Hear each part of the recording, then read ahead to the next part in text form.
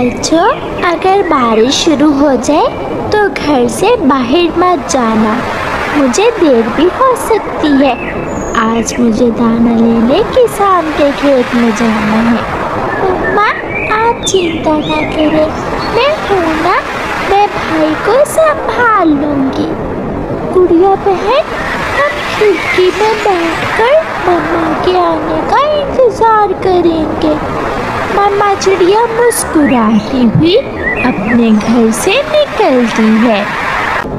मम्मा चिड़िया बहुत तेज़ी से उड़ती हुई जा रही थी क्योंकि मौसम ख़राब था और उसे सारा काम जल्दी जल्दी करना था। मम्मा चिड़िया जैसे ही किसान के खेत में पहुंचती है, तेज़ बारिश शुरू हो जाती है। वही हुआ जिसका मुझे डर था। मैं तो बारिश में फंस गई हूँ। मम्मा चिड़िया इधर उधर देखती है। थोड़ी ही दूर किसान का घर था, जिसके पास एक छप्पर था जिसमें किसान की गाय खड़ी थी। चिड़िया उड़ती है और छप्पर के नीचे जाकर बैठ जाती है। चिड़िया बहुत डरी हुई थी। थोड़ी देर बाद किसान की पत्नी अपनी गाय को घास देने आती है। अरे चिड़िया, तुम यहाँ क्या कर रही हो ऐसी बारिश में? माँ जी, मैं अपने बच्चों के लिए दाना लेने आई थी कि बारिश शुरू हो गई और मैं यहाँ छुप कर बैठ गई। आ जाओ, तुम मेरे छाते के नीचे आ जाओ, मैं तुम्हें अपने घर में ले जाती हूँ। जब बारिश रुकेगी तो चली जाना। रानू चिड़िया किसान की पत्नी के साथ उसके घर चली जाती है। चिड़िया, जब तक चाहो तुम यहाँ रुक सकती हो। मेरे बच्चे घर में अकेले हैं। मुझे अपने बच्चों के पास जाना है, लेकिन मुझे अभी तक दाना नहीं मिला। ये सुनकर किसान की पत्नी एक लम्हे के लिए चुप कर जाती है और फिर रसोई में जाकर रोटी बनाने लगती है। मम्मा, मुझे भूख लगी है। बेटा, आपके पापा आने ही वाले होंगे, वो आटा लेकर आएंगे तो मैं आपको भी रोटी बना दूंगी। मम्मा, ये रोटी आप मेरे लिए बना रही हैं क्या? नहीं बेटा, छोटी चिड़िया के बच्चे भूखे हैं। ये रोटी मैं चिड़िया के बच्चों के लिए बना रही हूँ। चिड़िया बैठी सारी बातें सुन रही थी। तभी किसान भी घर आ जाता है। भाग्यवान, अरे भाग्यवान, सब बर्बाद हो गया। फसल भी बारिश की नजर हो गई और दाना भी पानी में बह गया है। मुझे माफ करना, मैं ना आटा ला सका और ना ही दाना। ये सुनकर किसान का बेटा रोने लग जाता है। तो क्या मैं भूख से मर जाऊंगा? मुझे खाना कब मिलेगा? बेटा, चुप कर जाओ, बारिश रुकेगी तो मैं खाना दे दूंगी अपने बेटे को। ऐसा कहते हुए किसान की पत्नी एक रोटी बनाकर चिड़िया को देती है। माँ जी, मैं सब सुन रही हूँ। आप ये रोटी अपने बेटे को दे दें, वो भी तो भूखा है। मेरे बच्चों की आप चिंता ना करें। नहीं चिड़िया, घर में इतना ही आटा था जिससे मैंने आपके लिए एक रोटी बना दी। तुम हमारी चिंता ना करो। चिड़िया, आप ये छाता लेकर जाओ और अपने बच्चों को रोटी दो। हम इंसान हैं, हम किसी न किसी तरह कोई जुगाड़ लगा लेंगे। चिड़िया दुखी दिल के साथ किसान की पत्नी से छाता और रोटी लेती है और अपने घर वापस उड़ती है। मम्मा, जब बारिश हुई तो आप कहाँ थी? मामा चिड़िया अपने बच्चों को किसान की पत्नी की सारी बात बताती है। और फिर ऐसे किसान की पत्नी ने घर में जो आटा था उससे मुझे एक रोटी बना दी। मम्मा, किसान का अपना बेटा भूखा था, फिर उसने हमारे लिए रोटी क्यों दी? वो अपने बेटे को भी तो ये रोटी दे से थे। बेटा, यही तो नेकी है। अब मुझे भी किसान के लिए कुछ करना होगा ताकि मैं भी किसान की मदद कर सकूं। बच्चे रोटी खाते हैं, रात हो जाती है और वो सब सो जाते हैं। सुबह हो जाती है, हल्की हल्की हवा चल रही थी और बारिश भी रुक गई थी। पक्षी अपना अपना भोजन लेने अपने घरों से निकले थे। चिड़िया भी अपने घर से निकलती है। चिड़िया फूलों के पास जाती है और अपने पुराने दोस्त रोज से कहती है, रोज मेरे दोस्त, मुझे फूलों की परी से मिलना है।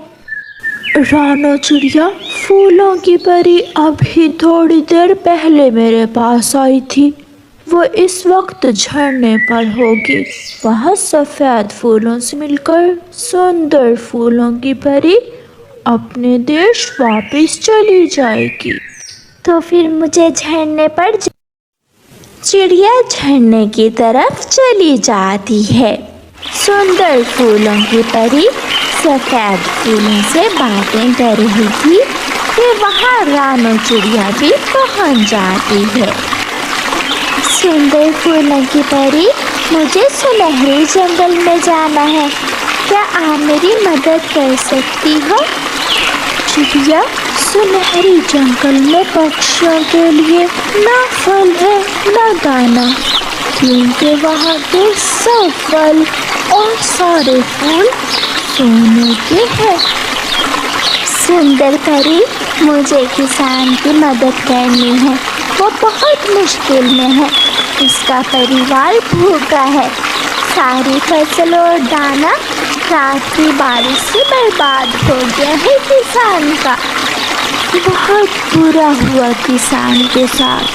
चिड़िया, आ मेरे साथ आओ, मैं अभी आपको सुनहरी जंगल में ले जाती हूँ। फिर रानो चिड़िया सुनहरी परी के साथ सुनहरी जंगल की तरफ चली जाती है। सुंदर परी रानो चिड़िया को दूर पहाड़ों के उस पार ले जाती है। सामने चमकदार सुनहरी जंगल था, जहाँ सारे पेड़ पौधे सोने के बने हुए थे और उन पेड़ों पर सोने के फल लगे हुए थे।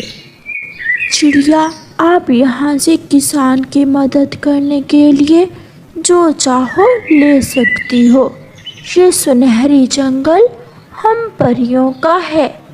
सुंदर परी, आपका बहुत बहुत शुक्रिया। अगर आप मेरी मदद ना करती तो मैं कभी भी इस सुनहरी जंगल तक ना पहुंच पाती।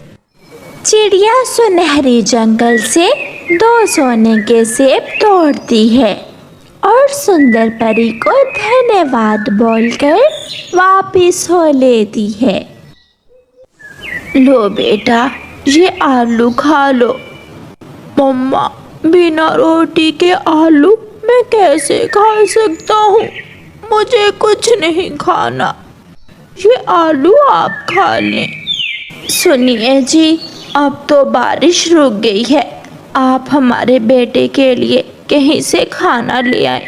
मुझसे मेरे बेटे की भूख देखी नहीं जाती। मैं भाई के पास जाता हूँ, शायद वो मेरी मदद कर दे। फिर किसान पड़ोस में अपने भाई के घर जाता है। क्या मांगने आए हो आज, रोटी या फिर आटा? मेरा परिवार भूख से मर रहा है, मुझे एक थैली आटे की दे दे भाई, मैं फसल उठाकर आपका आटा आपको वापस कर दूंगा। कौन सी फसल? तेरी सारी फसल तो बारिश में बर्बाद हो गई है। चल चल भाग यहाँ से। अगर आटा लेना है तो तुझे अपने हिस्से की जमीन मेरे नाम करवानी होगी। भाई भाई को भूखा देखकर खुश हो रहा है, इससे बुरा वक्त कब आएगा। किसान बहुत जल्दी के साथ वहां से वापस चला जाता है। किसान घर जाने से डर रहा था क्योंकि वो जानता था कि जब वो घर जाएगा तो उसका बेटा फिर से रोटी मांगेगा। अभी किसान घर पहुंचा ही था कि चिड़िया अपनी छोटी सी चोंच में 2 सोने के सेब लेकर वहां आ जाती है। माँ जी, जैसे आपने मेरी मदद की थी ऐसे ही मैं भी आपके लिए कुछ लेकर आई हूँ। ऐसे कहते हुए चिड़िया सोने के 2 सेब किसान की पत्नी को दे देती है। चिड़िया, ये सेब तो सोने के हैं। हाँ माँ जी, मैं ये सोने के सेब सुनहरी जंगल से लाई हूँ। ऐसा जंगल जो इंसानों की पहुँच से बहुत दूर है। चिड़िया, ये आपका बहुत बड़ा एहसान है हम पर। नहीं किसान जी, एहसान तो आपका मुझ पर है। उस दिन अपने बेटे को भूखा रहकर मेरे बच्चों के लिए रोटी दी, मैं ये कैसे भूल सकती हूँ। फिर चिड़िया अपने घर चली जाती है और फिर किसान का परिवार खुशियों भरी जिंदगी की शुरुआत करता है।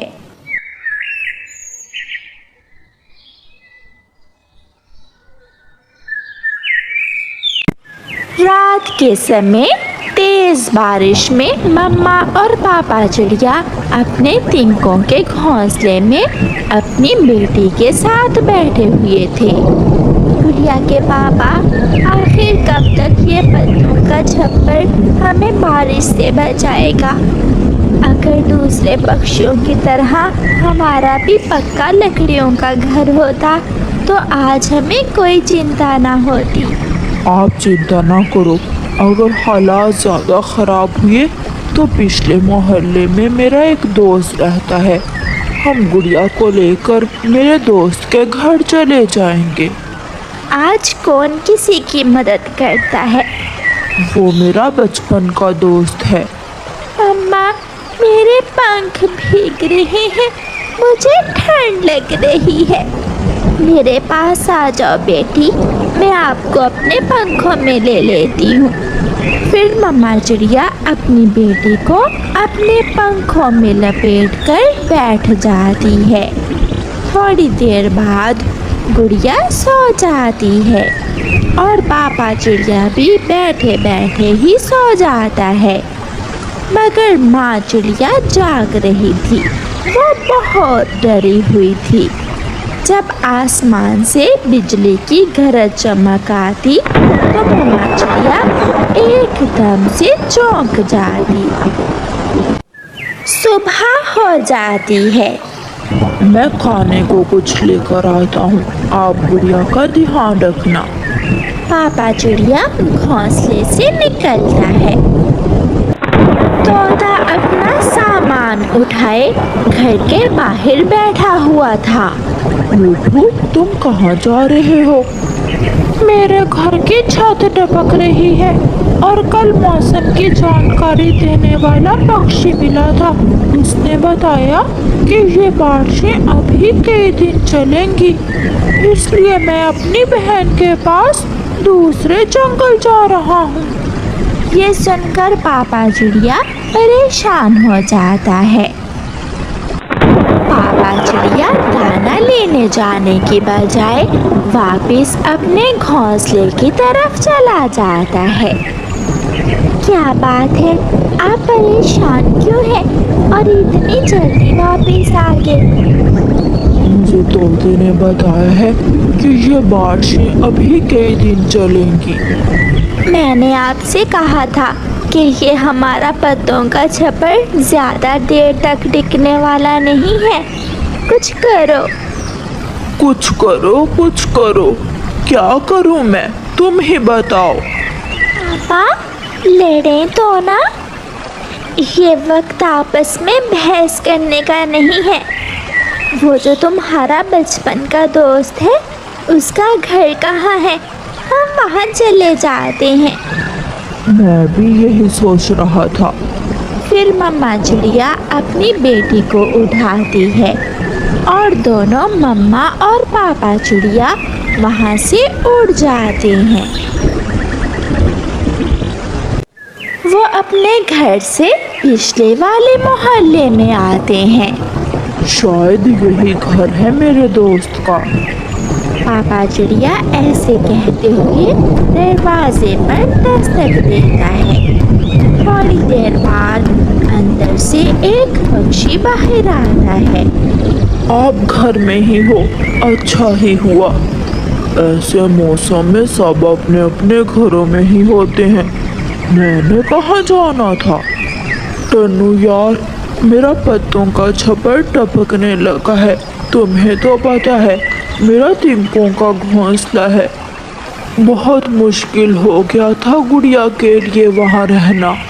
बारिश के रुकने तक आप हमें अपने घर में, ये घर 2 पक्षियों के लिए बना हुआ है, एक मैं और एक मेरी पत्नी। ज्यादा बोझ बर्दाश्त करने लायक नहीं है ये घर। माफ करना दोस्त, मैं तुम्हारी कोई मदद नहीं कर सकता। एक बार आपको याद होगा। मगर गुड़िया के पापा का दोस्त दरवाजा बंद करके घर चला जाता है। गुड़िया का पापा अपनी पत्नी की तरफ देखकर बहुत शर्मिंदा था। इसमें आपका कोई दोष नहीं है। समय आने पर सब ऐसे ही करते हैं। अब यहाँ बारिश में भीगने से अच्छा है हम मेरी बहन के पास चले जाते हैं। उसका घर भी तो पास ही है। वो क्या सोचेगा तुम्हारा जीजा जी? सोचना क्या है, जब लाडो ने घर बनाया था तो मैंने 2 दिन वहाँ रहकर काम करवाया था उसके साथ।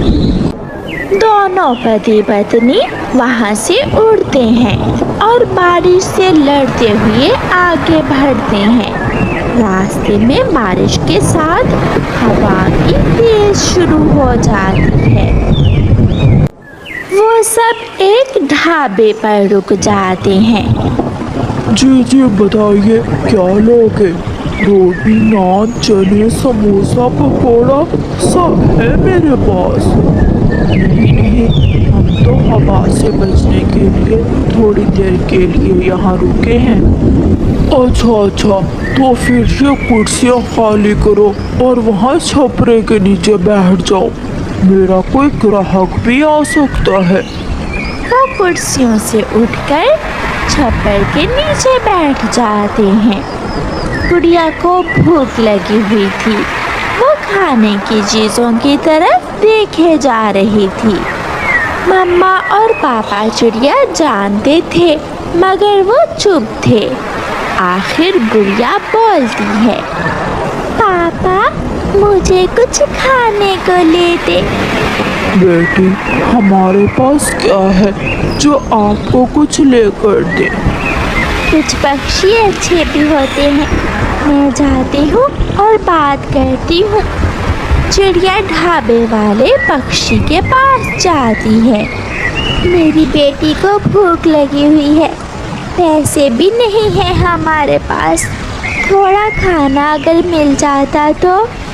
वो सामने टूटी के पास बर्तन पड़े हैं। अगर तुम वो बर्तन साफ कर दो तो फिर मैं तुम्हारी बेटी के लिए खाना दे सकता हूँ। चिड़िया खुश हो जाती है और टूटी के पास जाकर वो बर्तन धोने लगती है। पापा, क्या खाना लेने से पहले बर्तन धोने जरूरी है? पापा चिड़िया खामोश था और अपना मुंह दूसरी तरफ कर लेता है। मम्मा चिड़िया बर्तन साफ करती है और ढाबे वाला पक्षी चिड़िया को एक समोसा दे देता है। खा लो मेरी बेटी, ध्यान से, गरम है, चोंच ना जला लेना। थोड़ी देर के बाद हवा रुक जाती है। गुड़िया के पापा, हवा रुक गई है। ये बारिश तो शायद अभी ना रुके। अब हमें यहाँ से जाना होगा, रात भी होने वाली है। हाँ, मैं उठाता हूँ गुड़िया को। प्यारे दोस्तों, रानो चिड़िया की ऐसी कहानियाँ सुनने के लिए YouTube सर्च बार में रानो चिड़िया की कहानी लिखें या फिर ये बटन दबाकर बोलकर कहें रानो चिड़िया की कहानी। पापा चिड़िया गुड़िया को उठा लेता है और वो सब वहाँ से उड़ते हैं। रास्ते में जाते हुए एक कौवी उन्हें बुलाती है। आप बारिश में कहाँ जा रहे हो? यहाँ आ जाओ, बारिश बहुत तेज है। चिड़ियाओं का परिवार रुकता है। कवि, बहुत बहुत शुक्रिया। वो सामने मेरी बहन का घर है। हम बारिश के रुकने तक वहाँ रुकेंगे। रानो चिड़िया नाम है ना तुम्हारा? एक बार जब मेरा बेटा बीमार था तो तुमने मदद की थी मेरी। हाँ, मुझे याद है। वो सब फिर से उड़ जाते हैं। मम्मा चिड़िया दरवाजे पर दस्तक देती है। अंदर से रानो की बहन बाहर आती है। रानो खुश हो जाती है। लाडो बहन, बहुत मुश्किल है। घोंसले का छप्पर टपकने लगा। किसी ने मदद ना की और हम यहाँ आ गए। जब जान की पड़ी हो तो सबको अपनी अपनी चिंता होती है। मेरा तो अपना घर बहुत कमज़ोर है। हाँ, तुम अपनी बेटी के साथ आ जाओ, मैं सबको नहीं रख सकती। ये सुनकर मम्मा चिड़िया की आंखों में आंसू आ जाते हैं। लाडो, मेरी बहन, तुम तो मेरी अपनी हो। इसीलिए तो ये ऑफर दे रही हूँ, वरना कौन किसी को अपने घर में रखता है। गुड़िया की मम्मा, आप चली जाएं गुड़िया को लेकर। मैं वहाँ सामने डाल पर बैठ जाता हूँ। नहीं गुड़िया के पापा, हम आपको ऐसे छोड़कर नहीं जा सकते। शुक्रिया बहन, दोस्तों से एतबार तो पहले ही उठ गया था। खून के रिश्तों का भी पता चल गया। मैंने पहले ही आपसे कहा था कि आप मेरे घर आ जाइए। मेरा घर बड़ा और मजबूत है। आपका पति कालू कौवा कहाँ है? पिछली बरसात में चील के घर गलती से चोरी करने चला गया बेचारा। चील ने पंख काट दिए और 2 महीने बाद मर गया मेरा कालू। फिर गुड़िया जग्गू से खेलने लगती है। जब किसी ने हमारी मदद ना की तो आपने अजनबी होकर हमारी मदद की। बहुत बहुत शुक्रिया आपका। अपनों और बेगानों का ऐसे वक्त में ही पता चलता है। आप जब तक चाहें यहाँ रह सकते हैं।